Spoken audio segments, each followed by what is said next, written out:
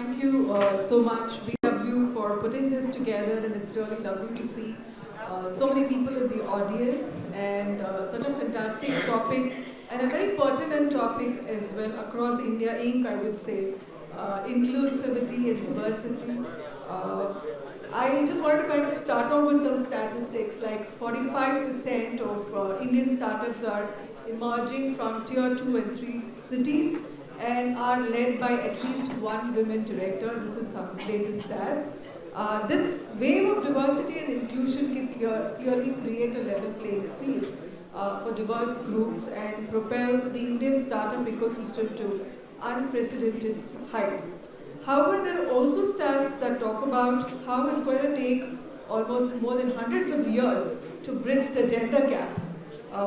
This is only with reference to gender, and there are other stats which talk about women making up only 18% of leadership roles. However, startups and unicorns, all of you who are present here, have are in such a unique position to change this narrative. I have with me eminent panelists from across industries and expertise to cover various facets of inclusion and diversity, and it's my pleasure to be here hosting them. We have Dr. Chaitra, Dr. Harsh, KJ joining us virtually, and of course Manmeet will join us as soon as Bangalore traffic allows her to be here. So let me get started. I just wanted to put a question to all of you, like in terms of what has influenced your thinking and when did your journey start? Because we love to hear some stories. When did you start off? That's a good question. I think after lunch, I don't know if it's a good topic to talk about. I hope all of you had a good spread of lunch, right? Yes, diversity. India is, there's no dearth of diversity in India, but corporate India struggled for a long time to recognize itself as a thriving, diverse ecosystem. And this paradox actually fascinated me as an entrepreneur. But the reality is, when one gets educated, till you get educated, everything is fine. But the moment you land up in a workplace, you find that there is underrepresentation of a lot of groups. Let it be women, LGBT, you can name it as ethnic minority, right? So that's where the diversity comes in the workplace. But I see that there is unprecedented, a bias that continues. But what I see is probably from a decade ago, since a decade, probably the corporate world has woken up as a key player in this to change this narrative, basically. But but why? You should ask the question: why did the corporate world open up to this? I started 2 ventures and exited, and I now mentor a lot of women as part of Women Entrepreneurship Cell at TiE Bangalore. What we have realized over time is it's increasingly important that the reality is there is an overlap. There is an overlap in the business outcome and diversity. So diversity at all levels, in fact, has driven businesses and fueled innovation. Added to that, some of the data reports, McKinsey says recently, post-pandemic, it came out with a report says, if all the companies or most of the companies across sectors around the world, if they can become a little more diverse, it could be gender diverse or diversity in various levels, can add up to 12 trillion to its global GDP. That's a big number to ignore, right? So probably these are the facts that made me advocate that diversity is definitely required across, not really in startups, but in bigger companies. It's much more required in the bigger companies to survive with that, right? Thank you. 12 trillion, definitely hard to ignore for anybody. Dr. Harsh. Dr. Ashish. Okay, I will give you a little background about what I do and what I've been doing for last 20 years. I go to different companies and try to find out how happy their people are. And unfortunately, a lot of people coming to work aren't very happy. Okay? And there has been data for last so many years. Gallup comes up with this data called state of engagement across the countries. And it says that only 22% people coming to work are actually looking forward to coming to work, right? So that's a pretty disappointing number. And this number has been static, more or less, right from 1998 till today. Even the last edition of their report says that this number has gone up to 24%. And that means that 76% people coming to work aren't very engaged to what they're doing. Imagine 80% of your waking hours you are at work and you are at a place where you don't want to be. And this is a definite reason for why you should be having a struggling life rather than a thriving life. So that's the first part of what I do. And when I do a lot of research, three things comes out very clearly why people are not very happy. So one is people look forward to come to a place where they learn something and they get something which is called mastery over something. So learning and development becomes a key. Then there is second thing which is about autonomy, that whatever you are supposed to do you have freedom or you have a choice? The third and the most important aspect is your belongingness. Do you feel that you belong to this place? And do you really believe that it's like a place where you would like to spend a lot of time with?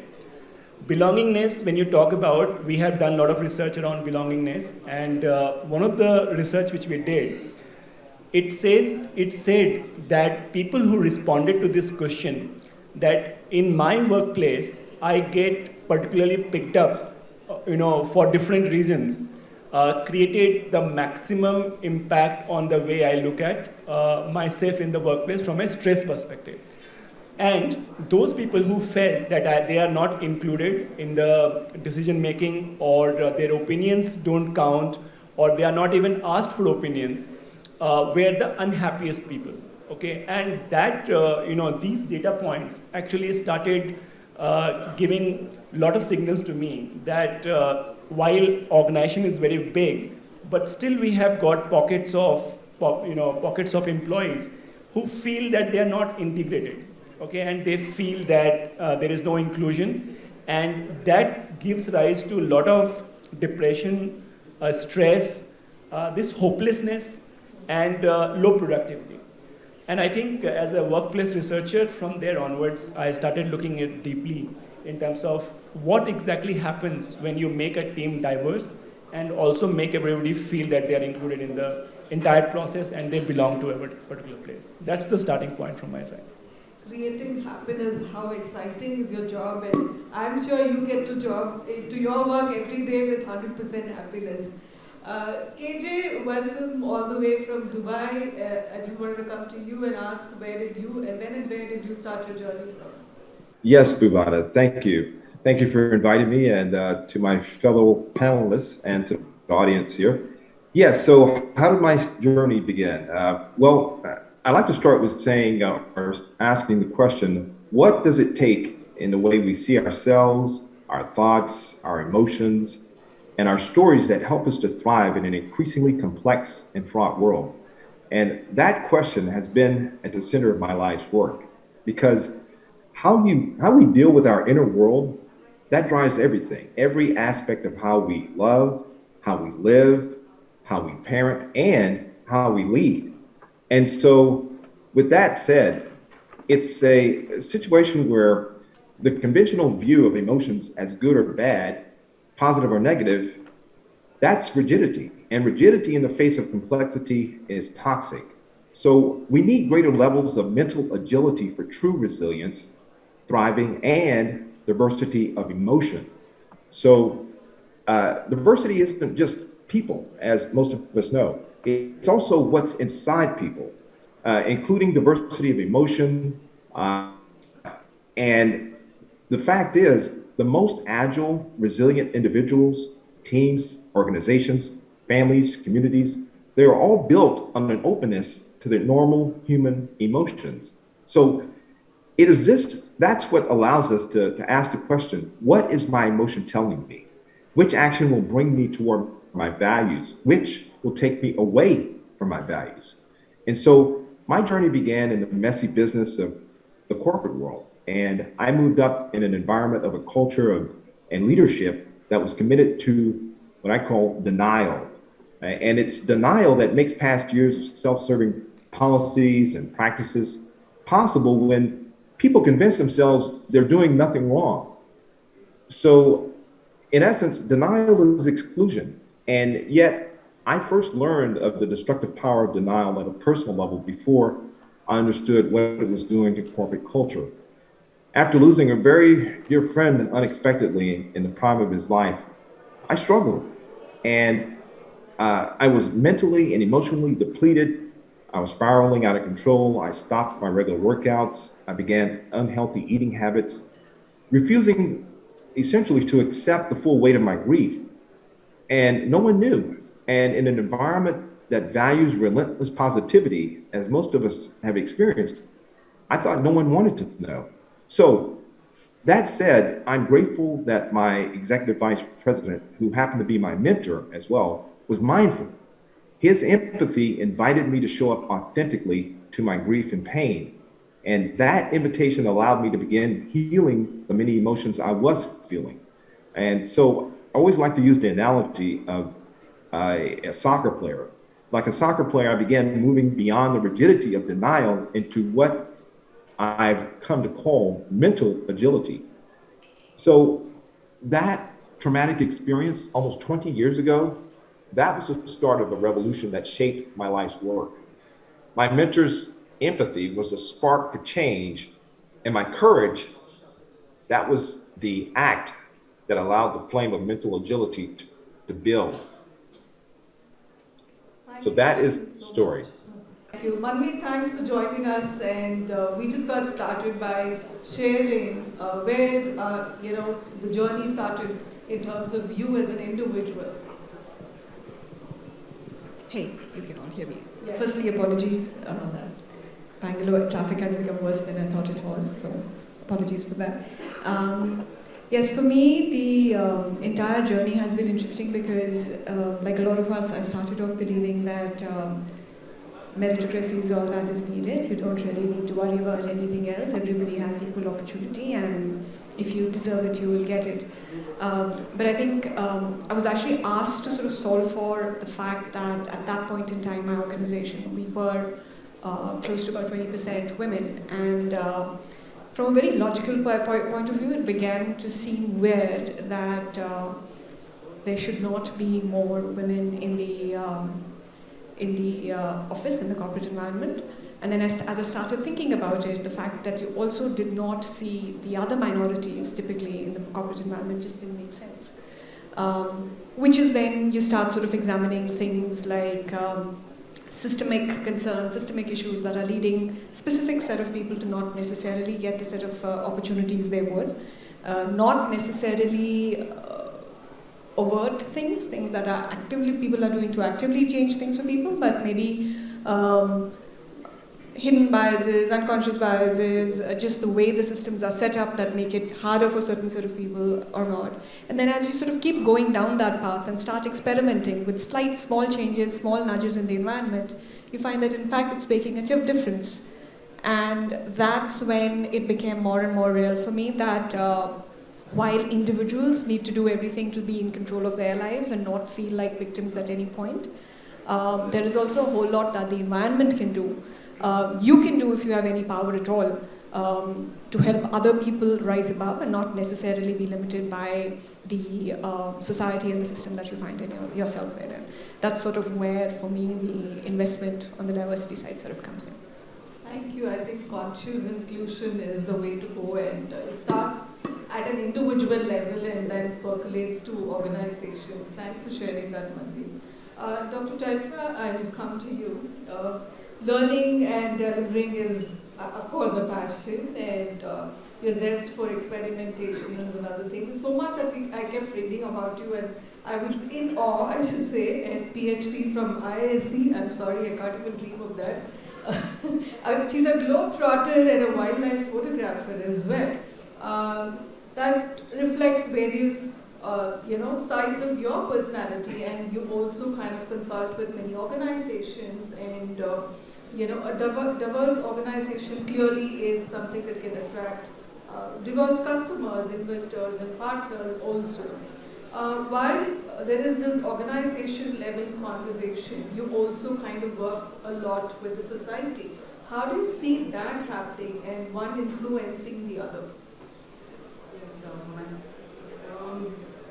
see, Indra Nooyi was said, diversity is a process and inclusivity is a state of mind. It is so true. See, though we combine the topics, diversity and inclusion, there's so much difference there. Diversity is all about, you have a diverse team, you kind of bring in, as I said, underrepresented groups, you concentrate on, from moving from this percentage of women in your organization toward next percentage, and this is what it is. Your HR policies can speak. But even regulations, policies at various levels have made sure that there should be diversity. Even Supreme Court says women should be, there's gender parity, it talks about LGBT, so there's a lot being talked about. So is that enough? Having a diverse team definitely is required. Everybody would look at it because it's inevitable for organizations to be diverse. When it comes to inclusion, how inclusive you are, it's quite difficult to define. Even when you are diverse, you say you are inclusive. I'm very sure when you talk about a sales team, you wouldn't imagine a lady there. Even if a lady is there, there's for a particular reason, and you wouldn't want to compromise on that. Even we go down to your language in your corporate document. Is it gender inclusive? It's very important to ask these questions. So inclusivity is difficult to measure. It's less tangible actually. I'll tell you an example of IT sector. 71% of women workforce is into IT sector, where this bro culture exists. That's a big number to ignore, right? Even LGBT community. When we talk about LGBT community, yes, it's a kind of an accepted norm or accepted reality in urban space. You go to tier 2, tier 3 cities, you cannot even imagine somebody working in your organization. So, from diversity to inclusion, the two words, you can easily talk about it, combine it, but still a lot to be done. What we have found out is debiasing people is found to be quite, people mindset has been quite difficult and quite expensive.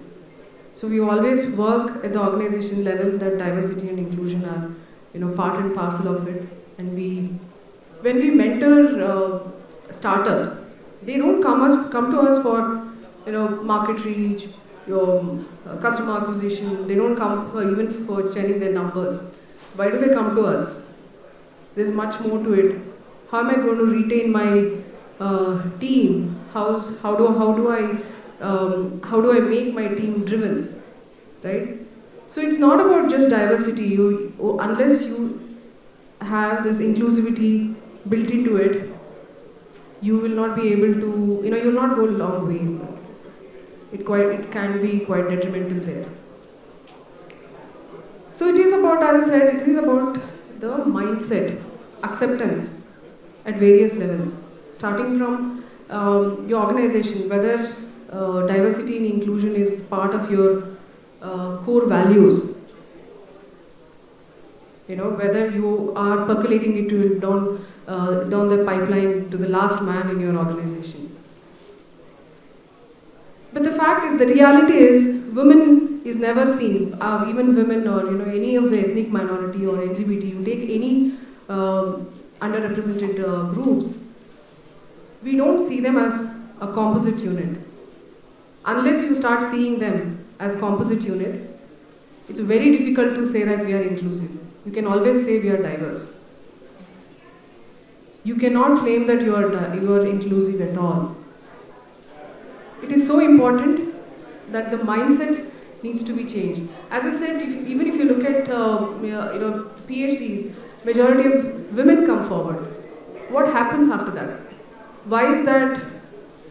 Other thing is, I wanted to bring to your notice that the so-called glass ceiling of where they claim that women reaching the top positions is so difficult. No, it's not. That's not a big issue. The big issue is you go down the pipeline, these underrepresented groups, even they struggle a lot even to reach the managerial level. That's where the issue is. So there's a lot more to be done at the society levels, definitely, and and even organizations come in place. As I said, it's not about education, and it's beyond that. So it's about it has to go down to the individual level, basically. However, number of policies, regulations you bring in, even Supreme Court, government comes up with policies. It's about the mindset that it needs to change, and it is changing, no doubt about it. As I said, 71% of the workforce is in IT industry. It's a big number, and India is supposed to be the second largest private sector employer for women. That's a big achievement. So we are moving forward. Society is definitely there to support. As I said, let's start looking at these individuals as a composite unit. Let's not, because a woman when she comes to a workplace, she brings in her family. Subconsciously, she has to bring in. There's no way she can compartmentalize and she can come. And that's how your all lives actually are running. You men have to accept it. Okay. That's so true, and thanks for bringing in that distinction between diversity and inclusivity. And clearly, that the mindset needs to change, and that's the key. And, Dr. Ashish, I want to come from what Dr. Chaitra has mentioned.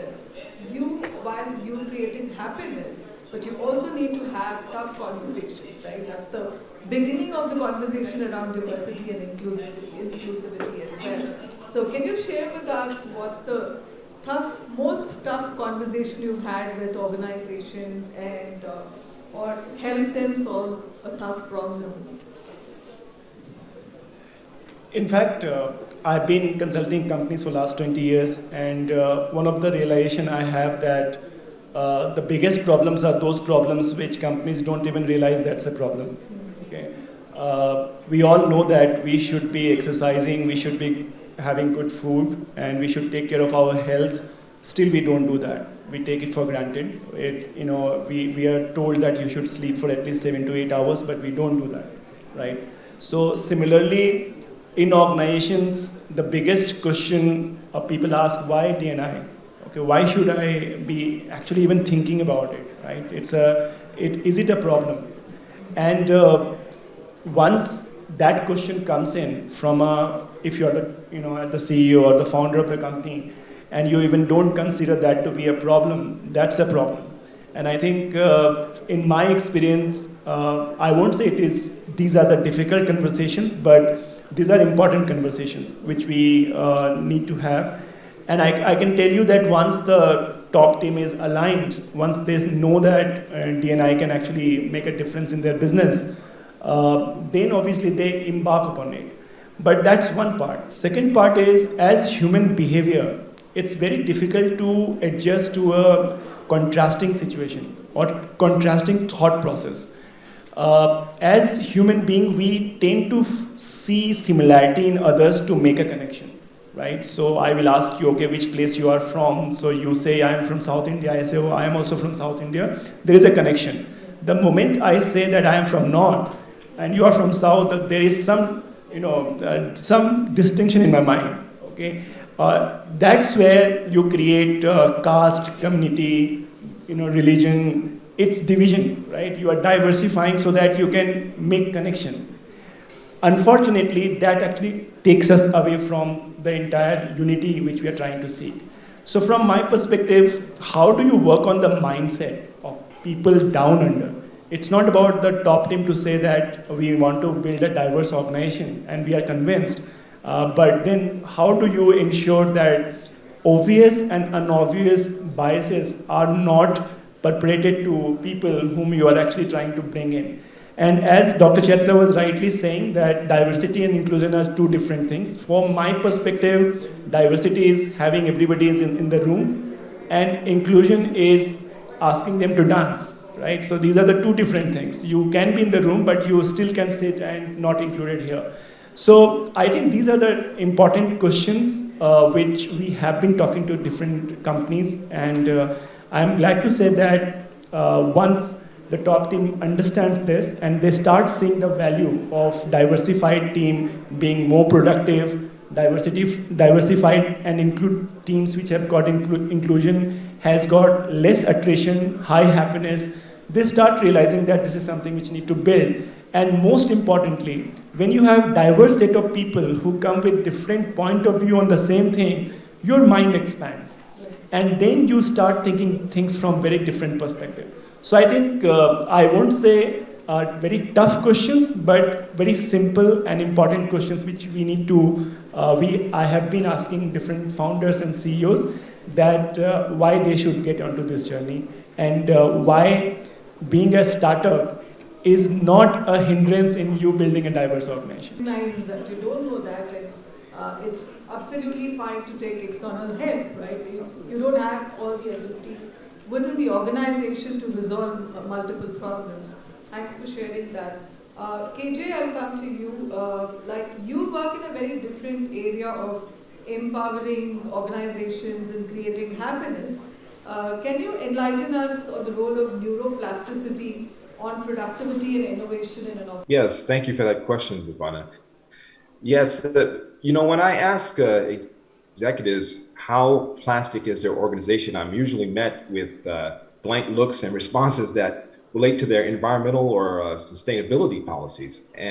But plasticity, in a pure sense, in organizational terms and based on cognitive science, is adaptability, efficiency, and the structural resilience of a business.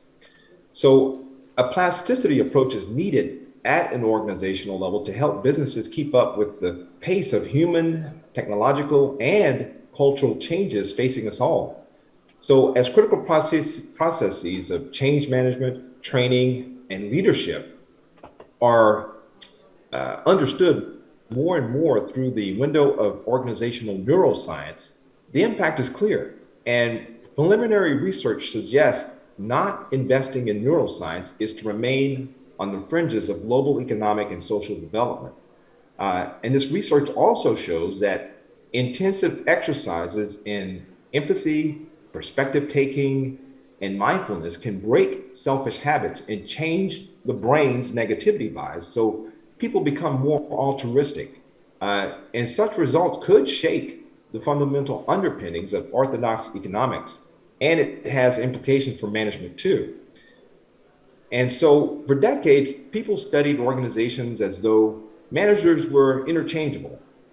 But researchers started to identify the different types and mindsets of executives and what impact their behavior had on their companies.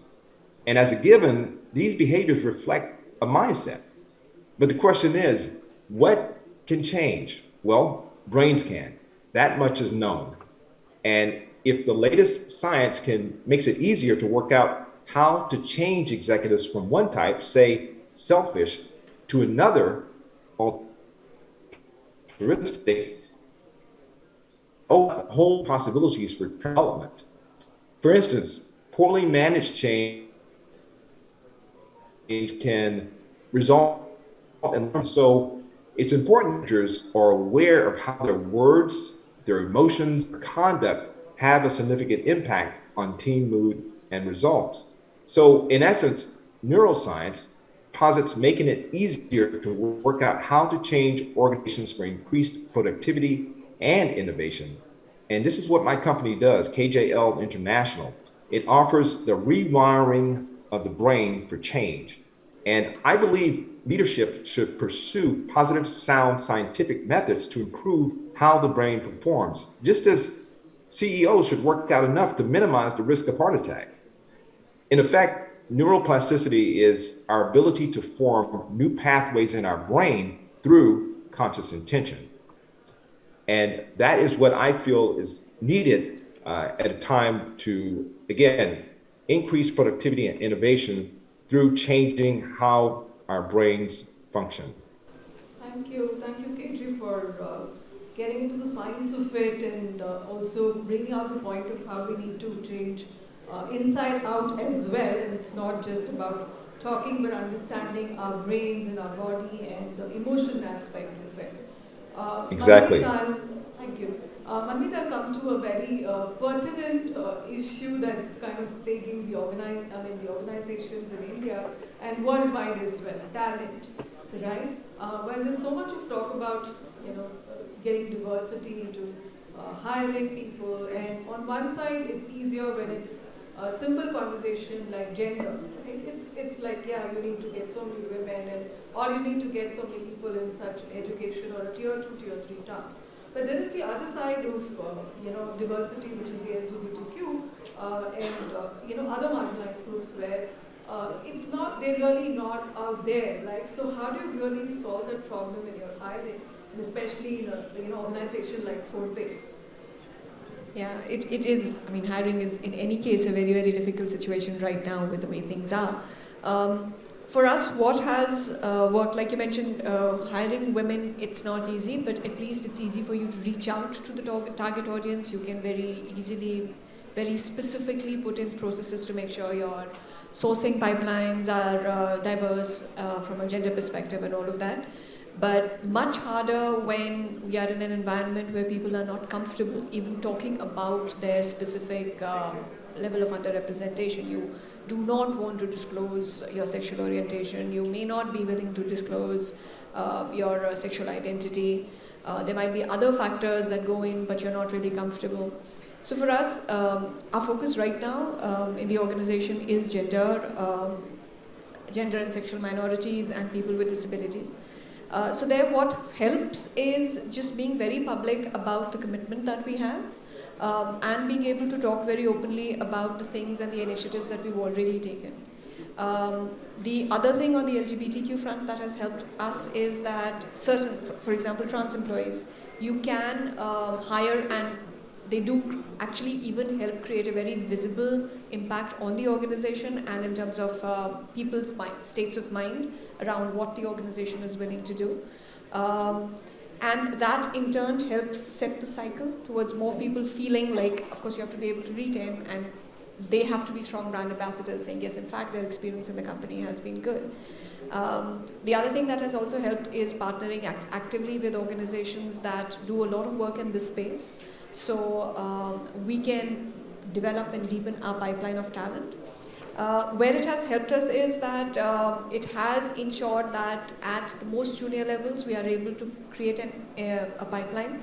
We are able to ensure that people are more vocal about their own points of view, both as allies as well as people who represent specific communities. And finally, what has helped is that they're more willing to refer people internally as well, because they understand that, yes, this is an organization that is willing to make those investments. I think, so these are just three, but even other areas, other specific diverse communities that you might be willing to kind of look at as your organization where you want to get more people in, having visible employees from specific segments of the population is probably the strongest way that you're able to send the message out. Those people being able to act as brand ambassadors for the company and actively refer people is the strongest representation we've been able to get till now. Dr. Chaitra, you work with a lot of youngsters and startups as well, and a lot of women. Do you see implementation much easier, let's say, with a younger generation? Is it easier to have the conversation with the younger startups, or is it across startups versus the larger organizations? What is that difference that you see? Definitely, Bhuvana. So we mentor minimum somewhere from 100 to 200 women entrepreneurs every year. We mentor them at various levels, starting from legal aspects to funding to much deeper, the building the team and sustaining and taking, how to take a startup to a growth stage. So we work at various levels.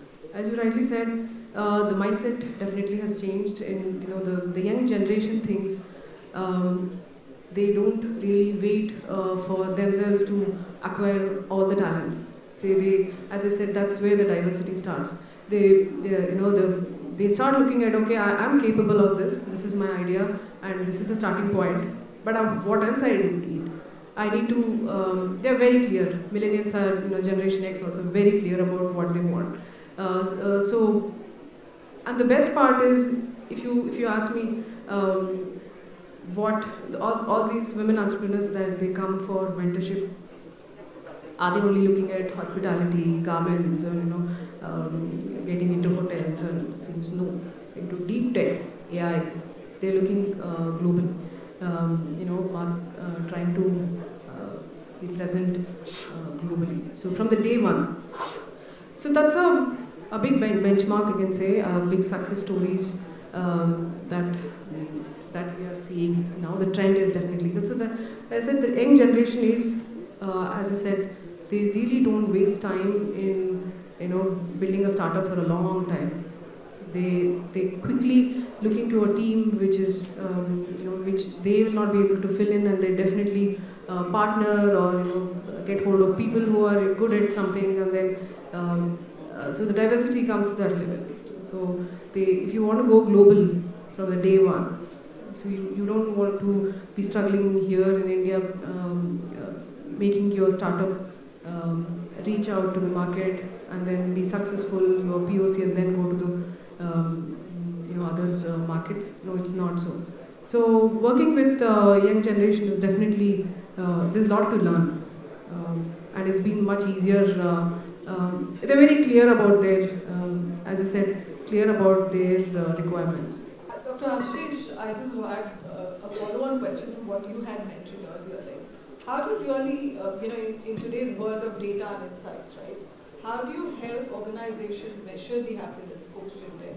How does that affect the bottom line as well, right? Because clearly it's business at the end of the day. All this happens in, everybody is looking at ROI. That's the conversation that happens with the boardrooms as well. So how do you help contribute to that? So if this question you would have asked me 5 years back, then I would have said I don't know. Because the term which consulting firms always used was employee engagement, right? So whether you are happy or not, it was none of the organization's concern, because organizations only looked at, are you engaged to the work or not? Because there was a distinction in the mind of companies that what you do at your home is different than what you come and do at work, right? But pandemic has taught us that there isn't any distinction between who you are at your workplace and who you are at your home, right? Your boardroom has come to your living room, and your meeting room has become your bedroom, right? So you cannot actually distinguish between when you are at work and when you are at home, right? So it's very difficult, phase which people have gone through, and then companies have realized that engagement is not enough.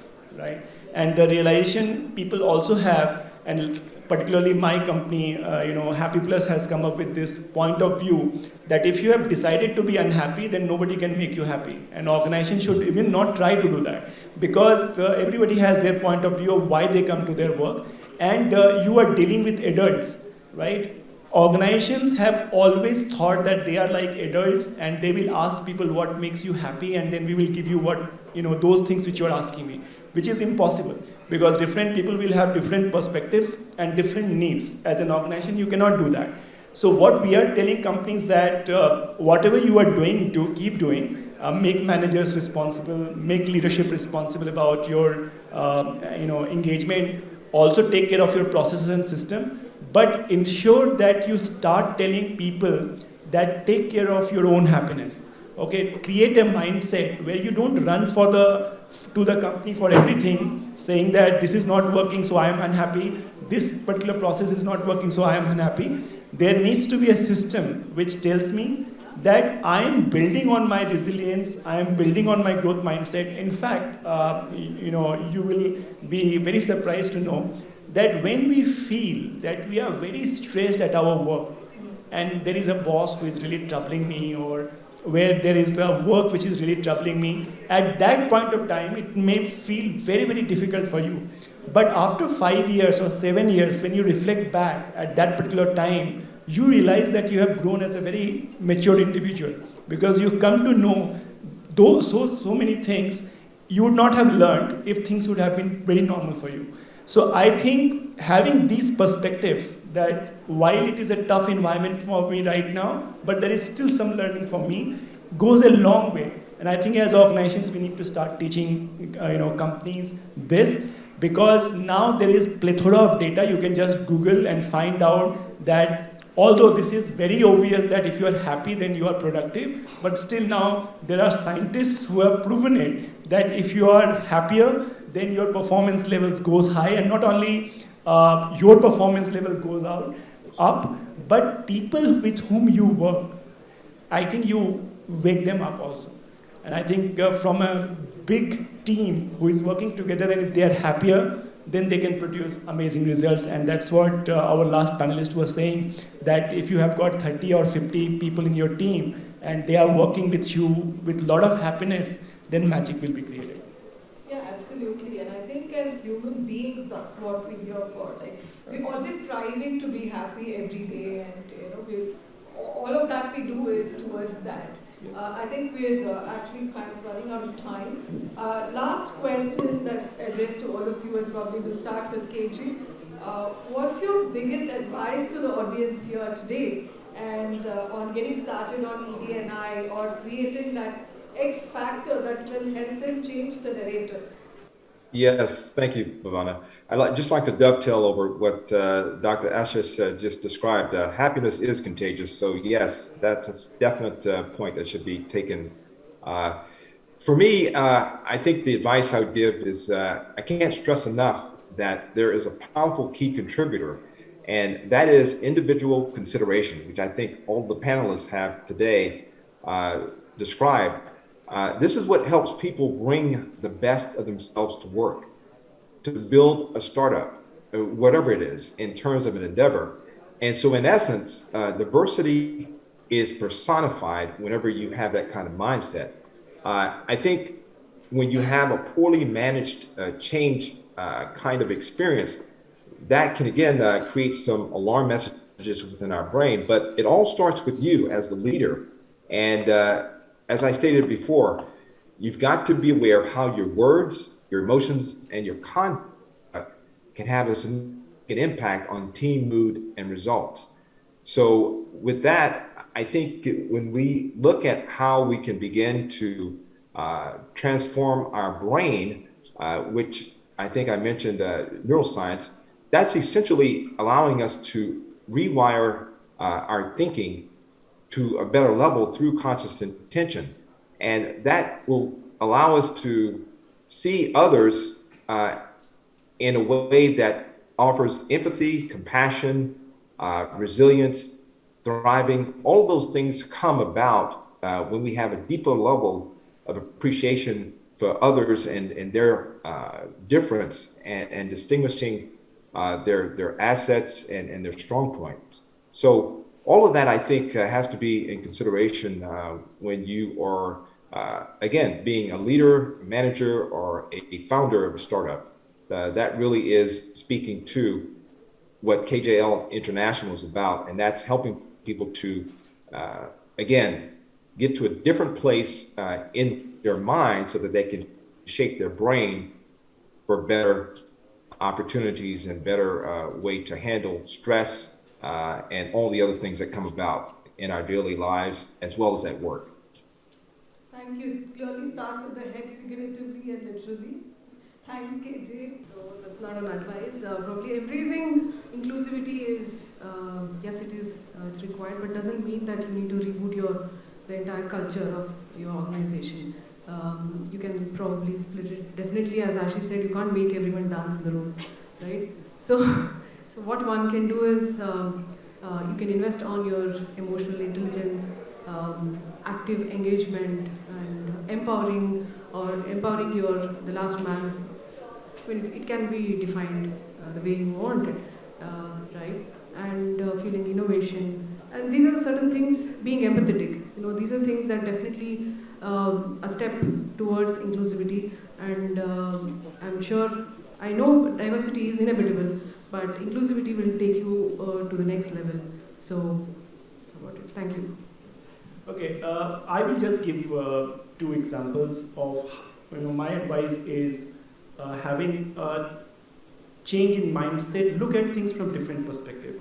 Lemon Tree Hotel realized that if you are having a speech and hearing impaired person clean the room, they have higher productivity than normal people because they don't indulge in gossiping and talking unnecessary things. So actually they focus on the task in the hand, and with that insight, they ensured that they hired more and more people with hearing and speech impairment. I think that's a different way of looking at that talent. And the second example I will give you is ITC. Just day before yesterday, they hired 60 people who can't see. They are visually impaired people. But why they were hired? They were hired to clearly tell the quality of fragrance which they will be putting in the different products. The sixth sense. The sixth sense. So I think people whom we pass on as somebody who is different, now you are looking at them from a very different perspective, and they say they have got some talent which even normal people we don't have. SAP tried the same thing with people who has got autism. They said that if there is a process, 60-step process, they found normal people, normal employees were successful 80 times out of 100, but people with autism were successful all 100 times. So I think that's the perspective which we need to take to build a diversified and inclusive environment, rather than having a mandate that you have to have X% of people coming in from this dimension. So that's the process. The last.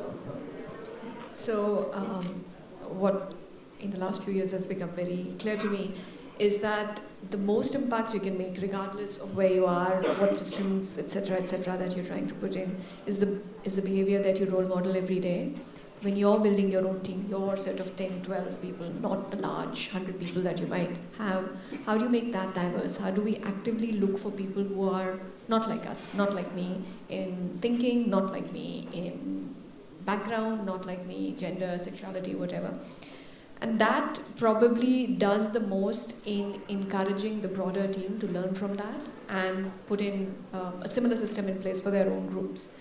The second part of it is then having the curiosity and empathy to ensure inclusion is also happening in that group of people. The 10 very diverse people that you hire don't end up all following a set of rules because that's what they think you would want, but they believe that you see them as a person, they believe that you see them as an individual, and you're able to empathize and make modifications in how you work with them based on their working styles, based on what makes them successful. Because it's only when we've talked about neuroplasticity, we've talked about diverse perspectives helping get us to better decisions, but that can only happen if that group of people that's working with you is able to bring their point of view and then translate that into an effective strategy for the organization. And the more you role model that kind of behavior every day, the more you're going to end up creating a larger organization that is also diverse and inclusive. Thank you so much, Manmeet. Clearly being mindful, thinking, curiosity, empathy, and having a very open mind is all simple but very effective ingredients for the X factor to create the diversity and inclusivity that we need in the world, I would say. And I'm really very happy to have hosted this with such diverse thinking, right? We've had different points of view here from the eminent panelists. Thank you so much for being here and sharing all your perspectives. Thank you, BW, for inviting me as well. Thanks.